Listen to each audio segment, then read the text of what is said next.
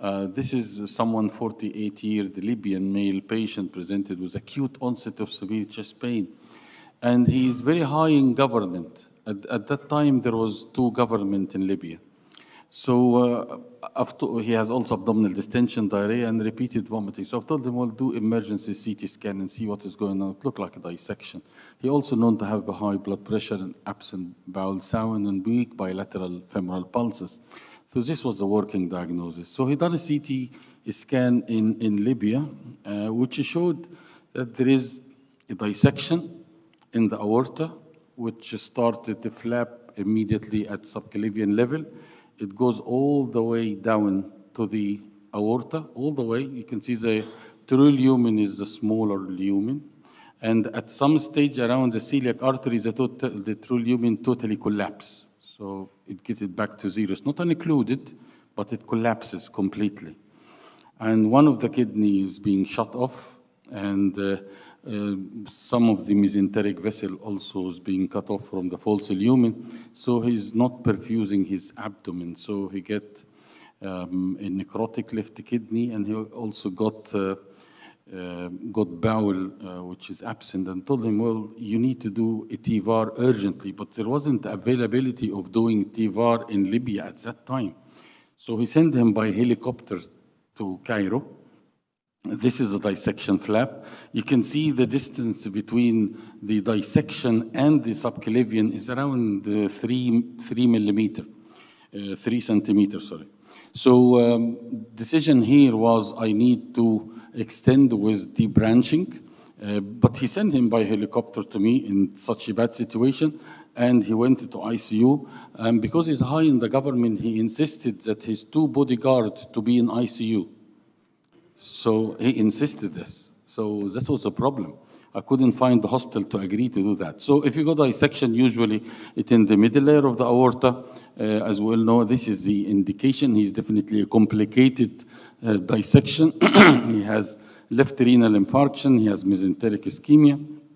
And my indication was solid rocket. So you can't see anything. He must need TVAR as soon as possible. So I'll go this quickly. This is the goal of my treatment, to cover the tear, to prevent rupture, to establish a true lumen, and to improve organ perfusion, and to thrombose the false lumen and aortic remodeling. So this was my aim.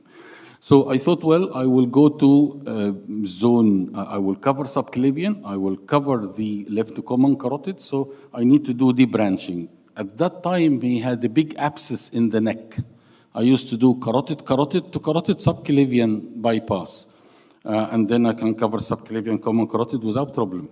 But at that time, there was an abscess in the neck, which was really, was really quite big. So anyway, I will escape the scientific part. I will go immediately. So I book him for an operation for thoracic debranching. So I put a side clamp on ascending aorta, and then I took a bifurcated graft to have a thoracic debranching, one graft to go to the common, the left subclavian artery, and the other one to the left common carotid artery. So this is ascending debranching. It's actually easy operation, the thoracotomy part of it. So you open the chest, you open the sternum, and after opening the sternum, you get the side clamp. I will try to see if I can swipe.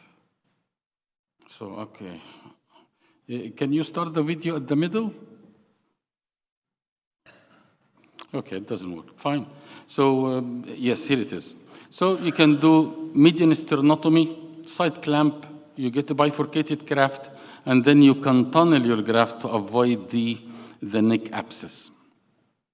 And because this was the only hospital which was able to accept the 2 bodyguards in ICU, so I didn't have many options. So I've also, you can see this is a graft, bifurcated graft, and you follow it up into subclavian common carotid. So transesophageal echo is a must, and you can see this is a transesophageal echo, and you can see the dissection flap. The problem here, if you put a TVAR in the false lumen, you kill the patient on the spot, on table. So this is what have been done. You can see this is the true lumen, and you can see this is my guide wire. And it's very easy, is that the guide wire can go from true lumen to false and back again true. So you must know exactly where is the true lumen all the way from the transfemoral up to the chest. So you can see how the flap is moving, and you can see the guide wire in the true lumen. So it went up into the aorta. I think it was aortic graft at the time, which was freely available. And after the thoracic debranching, it became an easy TEVAR procedure. Just very straightforward. What is immediate is once you inflate the device, the patient immediately becomes better because he got pre-perfusion. The anesthetist will tell you there's something good happening.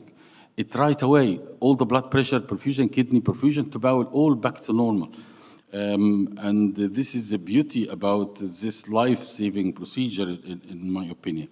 So this is the graft positioning, and this is after being done and deployed to that patient. It was straightforward after the thoracotomy and thoracic debranching. There wasn't actually any difficulty. And once we started to deploy the graft, started to have the infusion into the graft, you have plenty of landing zone, which was a 3 centimeter plus another 20 centimeter, because you're not worried about the left common carotid artery anymore. And then you start to deploy it, and the patient immediately started to improve.